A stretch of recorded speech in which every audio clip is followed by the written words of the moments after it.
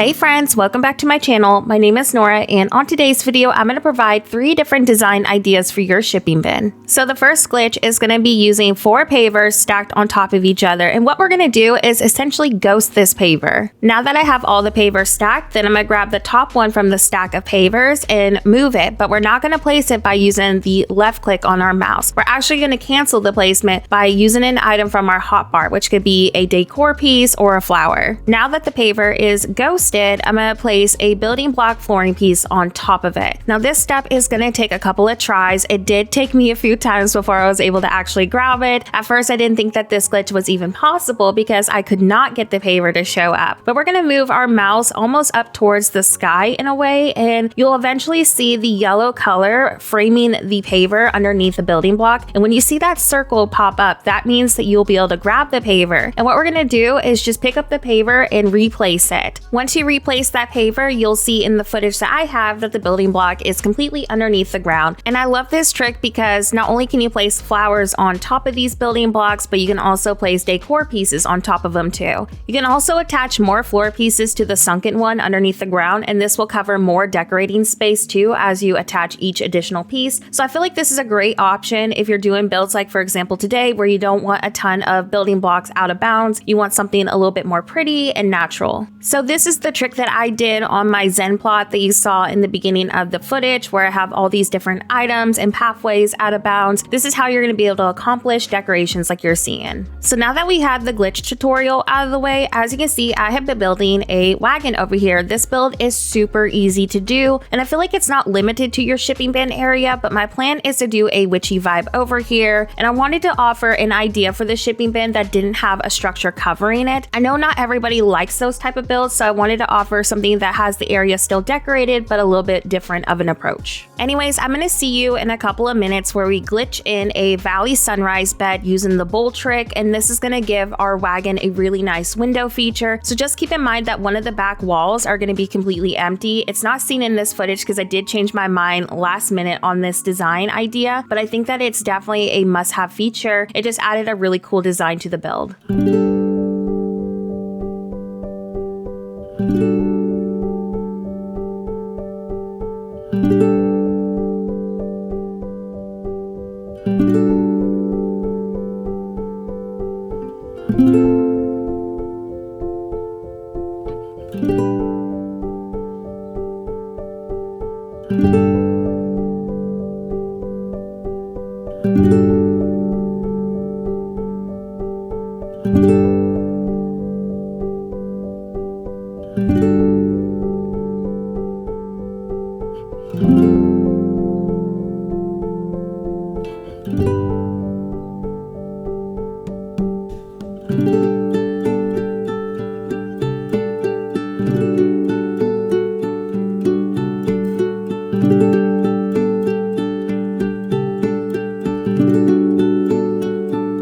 So now that the base of our wagon is built, it's time to do another glitch, and we're going to be creating a staircase using the industrial wall shelves. Basically, what we're going to be doing is grabbing the entire item lot with multi-select. For me, that is by pressing Alt on my keyboard and dragging with my mouse. And you need to make sure that you are multi-selecting the bowl. So you'll see the bowl highlighted in yellow, and you'll be able to drag the entire item lot. So the game is going to think that you're actually dragging the bowl, but instead you're dragging both the shelf and the bowl together. And because the game thinks that we're grabbing by the bowl, it's going to allow us to place the industrial shelf on top of each other to create this staircase effect.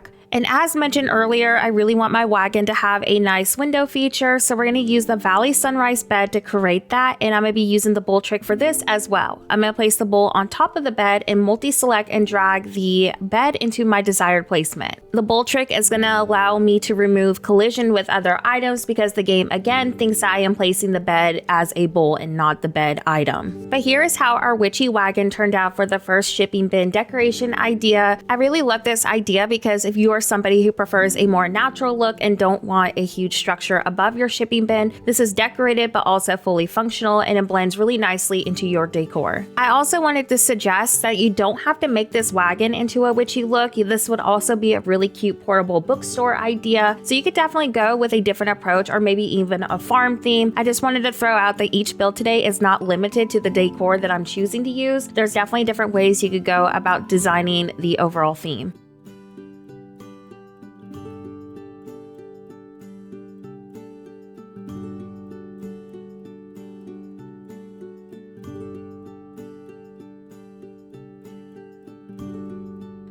So for the next idea, I'm going with a market stall sort of vibe on my farm plot, and I really want this to be like a farmer's market stand. So to get started with this, I'm going to place 2 of the stone blocks and snap them together, and then multi-select, drag them into place. For some reason, the snap-on feature doesn't work with this anymore. It used to, but it gave me some trouble when I was trying to do the other side. So I would suggest just like multi-select, dragging them into place without the grid on. Now, ideally, I would have chose the whole entire build with the wood floor pieces, but I couldn't get them to slide underneath the shipping bin. For some reason, it worked with the stone, but not with the wooden boards. In the past, I was able to glitch the wooden boards underneath the shipping bin, but I guess with this recent update, it's not doable anymore. Unless there's a different way to do it that I'm not aware of, I just couldn't get them to place like that underneath. So that's why there is some pieces with the stone and some pieces with wood, just so y'all know. But we will blend this out and you won't notice the stone pieces once all the decor is placed. Next, I'm going to create the rooftop to our stall, and that is by placing a pillar on top of a rotated industrial shelf. To ensure that this is done correctly, you must place the pillar on the industrial shelf first, and then once I rotate it by 1 click, I will then attach some flooring pieces that I have glitched together on top of it. So this is going to create this really nice slanted roof-like feature, and then I'll also be able to place some pavers on top of it. I'm going to choose probably the wooden pavers because I want this to have a more country look to it, but if you wanted to skip the pavers, you definitely could. I think it looks great either way. Once I get all the pavers placed on top of the flooring pieces, then I'll alt grab the pillar to drag it into place where my stall is being built. So I'm going to go ahead and finish up the layout, and then I'll show you how I decorated the stall. Again, I feel like this is not limited to just a farm theme. I think that this could be a really great bookstore, or maybe if you're working on a flea market build, I think that this could be a great addition for that. Anyways, I'll see you in a couple of minutes when the build is finally finished.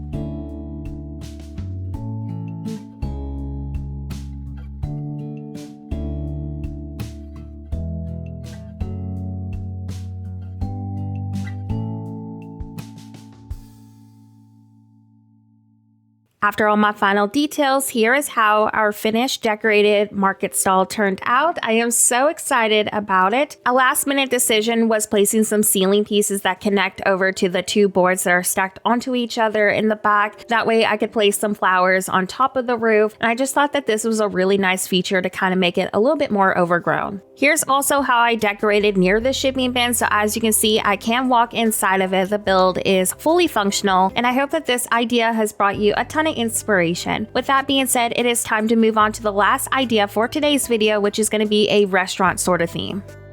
Using the same method with our farm stand, I'm going to go ahead and snap in some of the stone pieces, but instead the entire structure for the flooring is going to be made out of stone. For the restaurant counter space, this layout was inspired by my friend Emma, and I'll have her channel linked in the video's description. My plan with the counter space as well is to glitch in some capital chic tables to make it look like a food prep area, and just like the bed and other builds that we have done, I'm going to multi-select and use the bowl trick to glitch them into the building blocks. I will also be using a similar method to the rooftop that we did on the farmer's market stall for this build, but instead I'm going to create a rooftop shingle sort of effect by using the stone pavers, and this will be placed just like how we did the wooden pavers on this build. Again, the pavers being added to the rooftop is completely optional, but I do think it adds such a nice realistic touch to the build, so definitely make adjustments for your own personal taste. For the next stage of the build, I'm going to go ahead and create that rooftop feature on top of the flooring pieces. Make sure that all of your pavers are the exact same size to create this layering effect. There will be a couple of transitions just because this took quite some time to do, but once it's completely done, we're going to alt grab by the pillar just like we did on the farmer market stand and then drag it into place. With that being said, I'm going to finish this up and I'll see you at the end of this video when we do a final walkthrough of how everything turned out.